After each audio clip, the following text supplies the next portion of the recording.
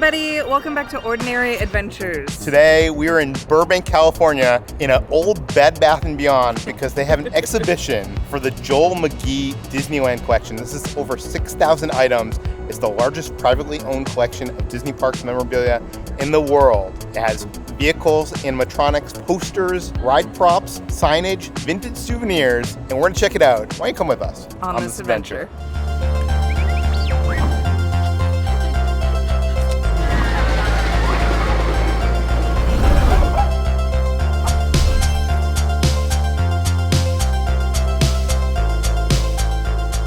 Right when you walk in, you are presented with the original map to Disneyland. So this is Herb Ryman's original concept for Disneyland Park. On a Saturday morning in September 1953, Walt Disney rushed Herb Ryman into his office. It was filled with concept art for what would become Disneyland. And he was like, we have a meeting on Monday with the bank to get funding, and we're gonna present this big map of Disneyland. And Herb Ryman was like, where's the map? And he was like, you're gonna make it. So he had 48 hours to create this map. It's not the same Disneyland that we know. It's kind of like capturing the feeling of it. And there's also like weird things, like there's Holidayland and there's like Mickey Mouse Club. There's areas of the park that never existed. The World of Tomorrow. I mean, I guess it became Tomorrowland, but very cool. It's not the original, it's a brown line reproduction. The original is in Walt Disney Imagineering. I think an Imagineer got to make a copy and sold it to this guy. How does this guy have so much stuff? I don't know. But I would love to own this. One thing I've always wanted to own is a Disneyland map and hang it on the wall. And they have ones from all the way back in 1958 until like modern times. Yeah. The question is, which one would you want? I mean, 1958. You think? Because it's crazy. You have Holidayland outside the berm of the park. You have Edison Square and Liberty Street, which is like a second street on Main Street. Never actually happened. And you were just pointing out over at New Orleans Square, there's the upcoming haunted house attraction. Yeah, it's cool that on these maps it has like the future attractions. So New Orleans Square wasn't even there yet. It was just what's gonna be there, and it was called the haunted house. I love it. And there's also the Swift Chicken Plantation restaurant. No longer exists. All of that. Also Aunt Jemima's Pancake House. How awesome would that be if that was still there? I would love to go to Disneyland and get a pancake. I feel like I would want a map from the 80s because that's like my generation, like when I was born. Like they have one from 1983. But you're right, the 58 ones are so cool. That's like the oldest one that they have on display here, and it's so interesting to see like all the differences throughout the years. So 1983 was the beginning of New Fantasyland. It's also interesting, in the beginning they had the Disneyland Hotel on the map in the corner. Originally there was a tram there to bring you to the park, and that was replaced obviously by a monorail, and the hotel got bigger and bigger, and then eventually it disappeared from the map. This is really cool. There's actually a Main Street vehicle built by Bob Gurr. I was talking to one of the gallery workers here, and he told me that this was actually the vehicle that Walt Disney himself liked to drive before the park opened up and down Main Street. This vehicle, and it still works. How awesome is that? Not only can you bid on one of the Main Street vehicles, but they actually have the Main Street vehicle signs that you can find all throughout the park. These ones are from the 80s and 90s. I would love to have that like all over our house. I have a feeling we're gonna play a game today. What would we buy if money was no object? Don't make me choose. Which item would we buy? Don't make me choose. Over here, they have a bunch of cast member IDs from throughout the decades, and they also have some tickets back when tickets were 50 cents to get into Disneyland and to park your car only cost 25 cents. Wow, imagine that. Ticket prices have gone way up since then. I love that there's also like a bunch of vintage guide maps and name tags. There really is everything here. Look at that Mickey Mouse. He looks off format. He looks like he's drunk. Drunk off that ice cream. And then they have a sample from Walt Disney's apartment in Disneyland of the carpet. How much do you think the carpet's gonna sell for? A lot of money. According to this, they think it's going to go for $1,000 to $2,000 just for that piece of carpet.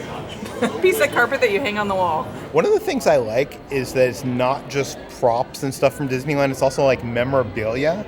Yeah, they have this whole display case with like opening day stuff. There's the original name tags where they actually used to number them. Yeah, And Walt was number 1. Yeah, Walt was number 1. And there's also some press preview tickets to the media who got to go to like the press preview of Disneyland. That is so funny. And the original popcorn box, which they still recreate to this day. And even Walt Disney's signature. When we tell you guys that they have like so many different things here, they really do. Like they have Walt's microphone shield. This is a one-of-a-kind hand-painted microphone shield that was first used at the Carnation Plaza Gardens. Walt spoke at the banquet, sharing his past stories. So this was used by Walt at least one time, and you could get it now, and it's estimated to sell between $7,000 and $9,000. Look at that. They even have a photo showing Walt touching the Yeah, shield. so just so you know, this is legit, and he actually touched it. There's stuff here that I didn't think you could buy. Like they have the original doors from Guest Relations on Main Street. Wow, really? Yeah. Those are the original? Yeah, those are the original doors. My question is, how did this guy how did he acquire this? Like, where do you go to get the doors off of Main Street? He must have connections. I saw this from a distance, and as you guys know, one of my favorite Disneyland parades is the Christmas parade, and they have these soldiers in that parade, and I never realized that it's actually based on the movie Babes in Toyland, and this is actually an original prop from that movie that I guess they used to have on display inside of Disneyland in the 60s. How cool is that? I never realized that. I thought they were just like toy soldiers for the parade. Now I know. I'm actually learning things today. I think my favorite part of this whole exhibition is the Haunted Mansion section. They have 3 of the stretching room portraits, and these are actually hand-painted. You might know now they're just reproductions when you go into Haunted Mansion, but originally they would hand-paint them by hand based on Mark Davis's original designs. We just inquired how much the starting bids for the stretching room paintings are going to be. They're starting at $100,000 each. They don't even sell them in a package deal, and that's like on the low end. I'm sure they're going to sell for a lot more than that. There's also a doom buggy here, and rumor has it that John Stamos actually has his eye on it. So odds are he's probably going to bid on that one and win. It's starting at 70, but it's going to go for much more. Yeah. I feel like out of all the Haunted Mansion stuff, what I would want is this little guy. You could actually find these in the queue line waiting to get on the ride. I have always wanted a replica of this. But you could actually bid on a real thing here. I think she said it started at around $1,000. Not too bad. Playful spooks have interrupted our tour. Please remain seated in your doom buggy. We will proceed in just a moment. Okay, this is cool. It's the intrusion system status panel for the Haunted Mansion. So this is the control panel, and it shows you, I think, if someone like gets out of their doom buggy or something like that, the light will go on, but it shows the entire layout of the ride, and you can actually push the buttons, and the buttons actually trigger that announcement you always hear when the ride stops. Another really awesome thing they have here is they actually have the hitchhiking ghosts, and these are the original animatronics at the end of the ride. You know, when you go by the mirror and you see them sitting with you in your doom buggy, these were the actual ones that used to be in the ride. I wonder how much those are starting for.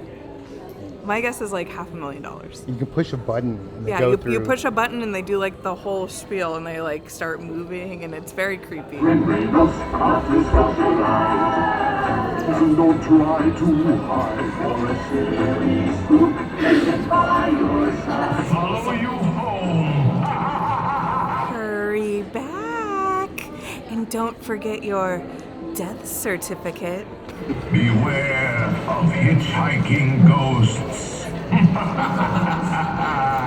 And now I'd like to thank Base for sponsoring this portion of today's video. There's nothing worse than finally being on vacation and having to drag a big, heavy suitcase around with you as you travel. Base carry-on roller luggage makes traveling so much easier.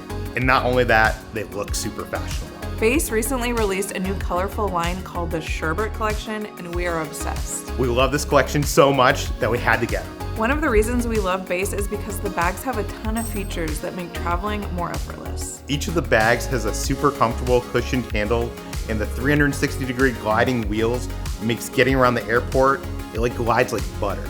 think Steve Jobs would have said that. And if you buy a bunch of souvenirs on vacation like me, you could expand your bag to fit even more. There's so many extra features in this bag.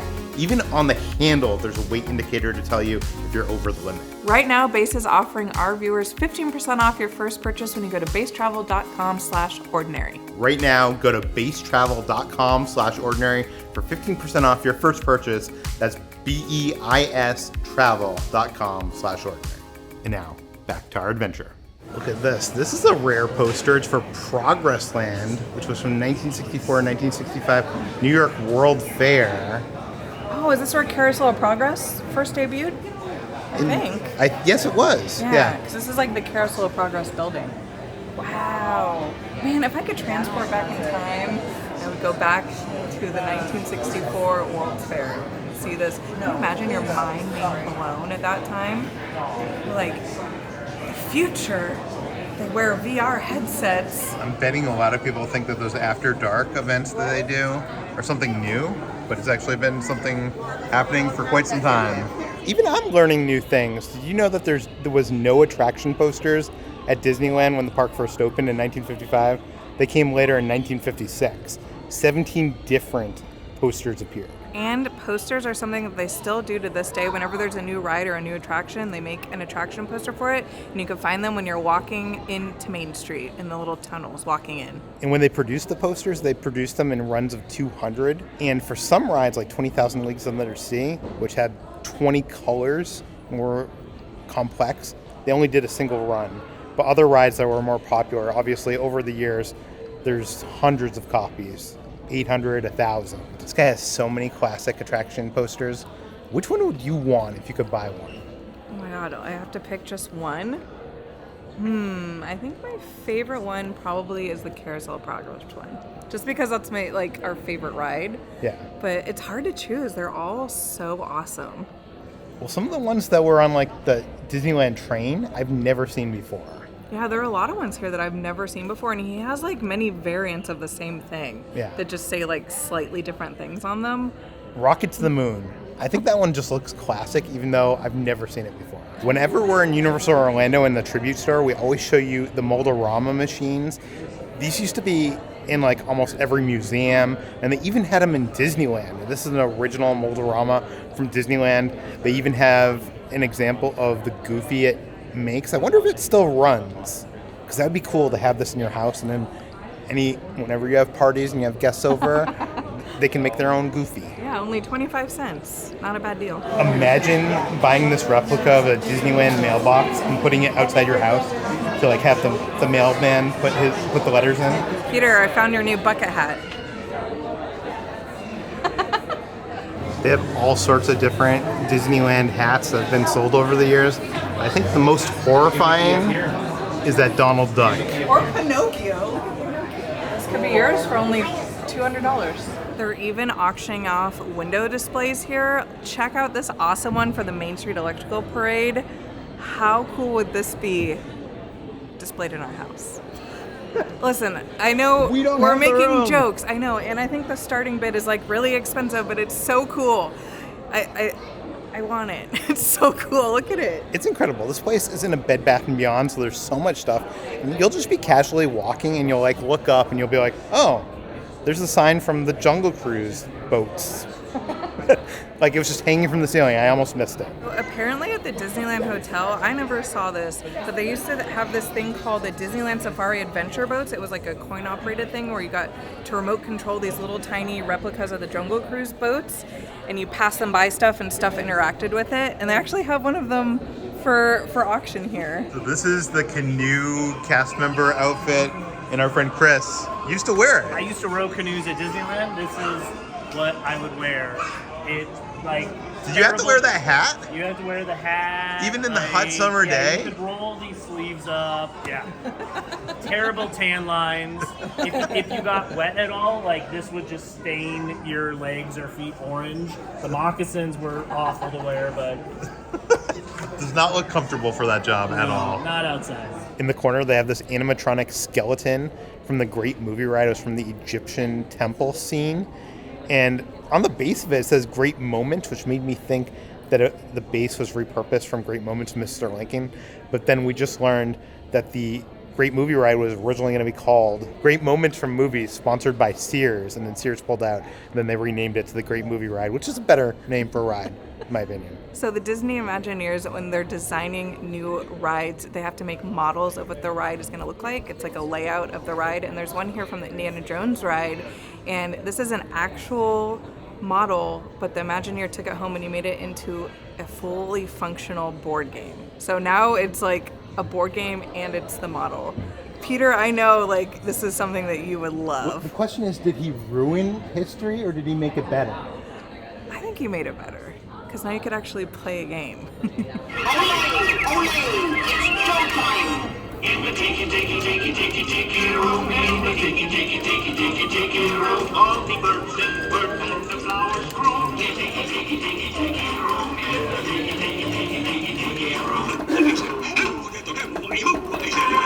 Olé! Applause! Let's give the birds a standing ovation. Applause! Up, down there, applause, everybody. The thing I think that's getting the most crowd is the Tiki Birds. They have 3 original Tiki Birds animatronics that were from Walt Disney World, and they've been restored, and like you press the button and they actually sing and everything. Yeah, they have like their own little display, and I think you get that whole display like if you bid on this and you win it. But it was funny, we just watched them and then I like started the applause and then they got like a full like standing ovation. Yeah. And the guy working here was like, I've been here for 2 weeks and this is the first time anyone's ever clapped for that. So you're welcome. And this is another one of those items that is listed as it could go for $30,000, but it's going to go for 6 figures at least. I feel like that's the game with an auction is you put a low enough price tag that it gets in a lot of bidders to drive up the price much, much higher. It's freaking bats. Freaking bats. Look at it's freaking bats. They have a lot of ride vehicles here. This one right here is the train from Big Thunder Mountain, and it's actually the boiler piece in a reconstructed locomotive, but who cares? I love that the name tag says, I'm local. The question I always have if you buy something like this is, do you keep it exactly intact, or do you make it like a piece of furniture? Like this guy actually made a piece of the ride vehicle into a bench, but that's destroying the vehicle. But it's kind of cool because it's a functional piece for your house. So many attraction vehicles. Peter Pan, Dumbo, you even have Midget Autopia. What would you do with these? Would it like just be in the corner of the house? Or would you like turn... No, I'd put them in my backyard and I'd ride them every night before I went to bed. Duh. Like I feel like the Sky Bucket is one of the coolest ones, and I would like to turn it into like a little bar. Like don't ruin it in any way, but make it a bar.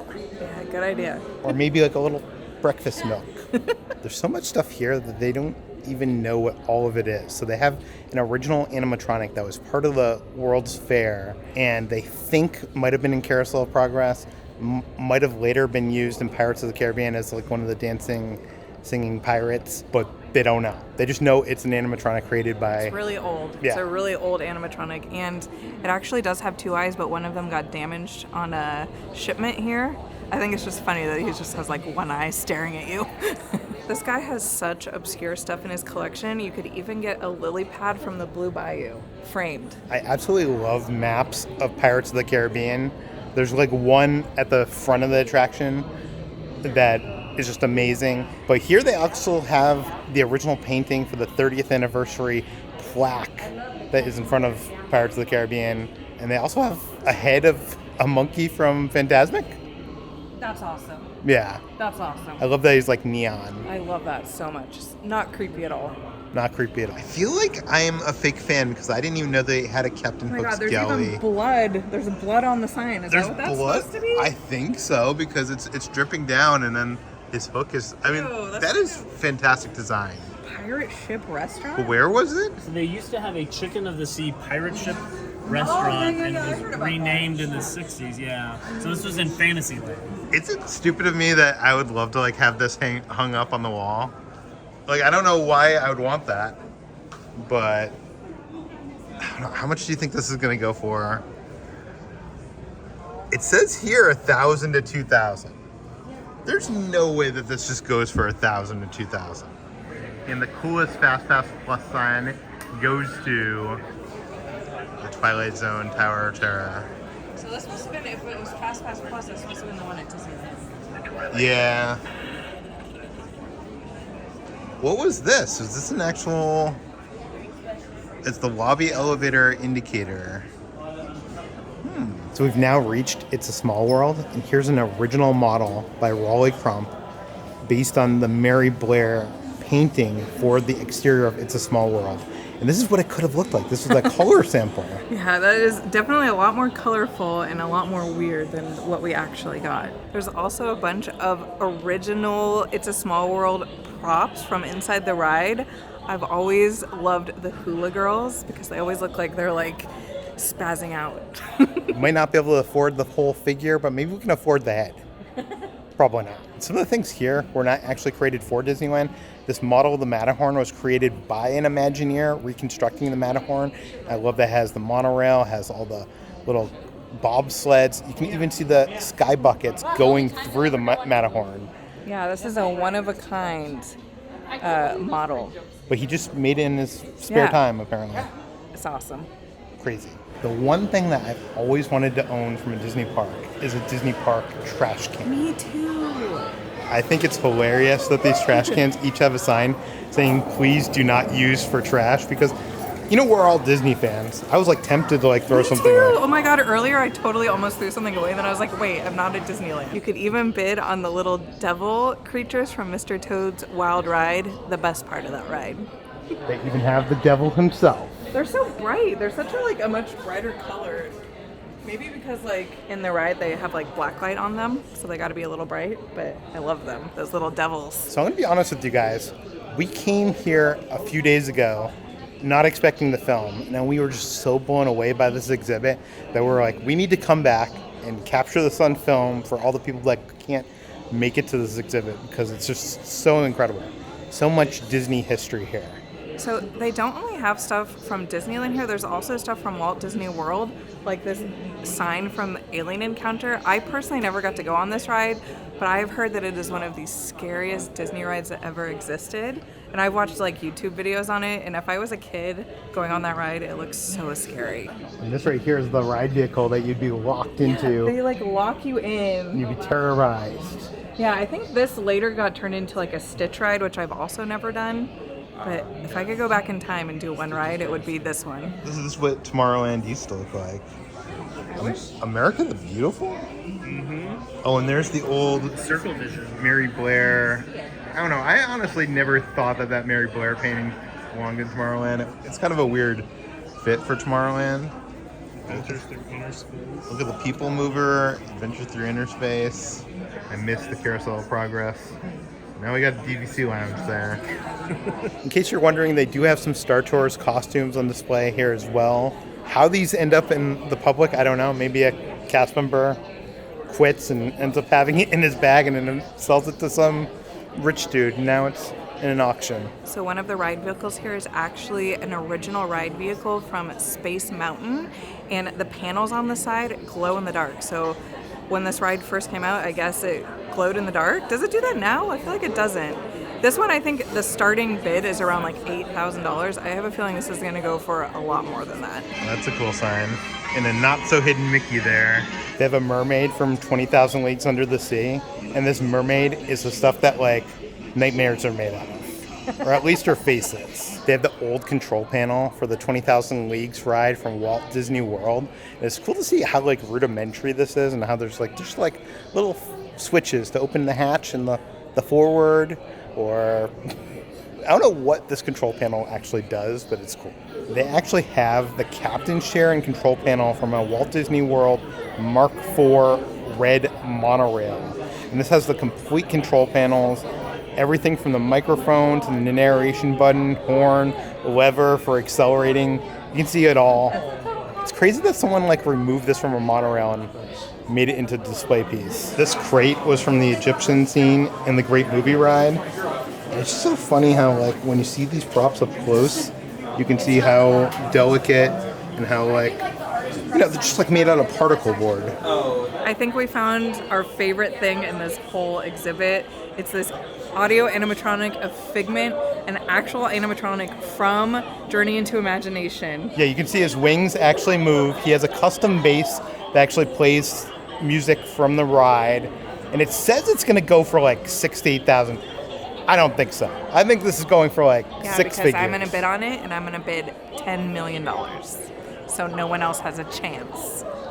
And we learned that Figment was one of 5 because he was in a turntable sequence, and one of them was destroyed and used for parts. 2 of them are owned by Disney, and there's only one other of these that's owned by a private collector. So you could be one of 2 if you bought this in private hands. And then when you get to the end of the exhibit, of course, there's a huge gift shop. This is the Epcot pre-opening Spaceship Earth Gala invitation. Only $100. $100. Yeah.